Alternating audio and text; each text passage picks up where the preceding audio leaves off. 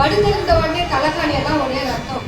ஏங்க ஓடி போய் பாத்ரூம்ல நின்றுட்டு டேப்பை திறந்து விட்டா எப்படி ரத்தம் ஊற்றுமோ அது மாதிரி ஊற்றுது.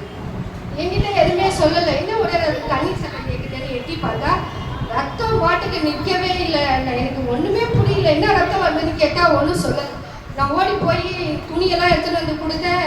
அதை அடைக்கவும் பிடிச்சிட்டு கூட அந்த ரத்தம் நிற்கல. நான் ஜோம் பண்ணிகிட்டே தான் இருந்தேன். இது என்னன்னு தெரியல, ஏசப்பா அவங்க சித்தம் அப்படின்னு சொல்லிட்டு அது கொஞ்ச நேரத்தில் நின்றுடுச்சு. அதுக்கப்புறம் இங்கே இருந்த ராஜ நர்சிங் ரூமுக்கு போயிட்டு பார்த்ததுக்கு அங்கே பேசிட்டு இருந்து கொஞ்ச நேரம் வெளியில் வந்தோடனே மறுபடியும் பிளட் வர ஆரம்பிச்சிச்சு. இந்த மாதிரி மூணு நாளாக தொடர்ந்து வரும்போது என்னால் தாங்க முடியல. நான் போய் கர்த்தர் சமூகத்தில் தான் அழுதேன். அப்போ அவர் என்ன சொன்னார், டாக்டரே நீங்கள் போய் டெஸ்ட் எடுங்க, நீங்கள் ENT டாக்டரை பாருங்கள் அப்படின்னு சொன்னாங்க. நான் அங்கேயும் போயிட்டு ஹாஸ்பிட்டலில் போய் பார்த்தேன். அவங்க தான் சொன்னாங்க, டெஸ்ட்டெல்லாம் எடுத்து பார்த்து மூக்கில் டியூப் போட்டு டிவிலெலாம் காட்டினாங்க, ஒன்றுமே இல்லைப்பா அப்படின்னு சொல்லி. அப்புறம் கர்த்தர் அப்போ நான் விடாத ஜெபம் பண்ணேன். நிறைய டெஸ்ட் எடுத்தாங்க. இப்போ அவங்களாம் சொன்னாங்க, டாக்டர் நான் பெரிய பெரிய டாக்டர் இருக்கேன், ஒன்றுமே இல்லைப்பா அப்படின்னு சொன்னாங்க. இதுவும் கர்த்தருடைய சித்தம். அப்படி இல்லாமல் எதுவுமே கிடையாது.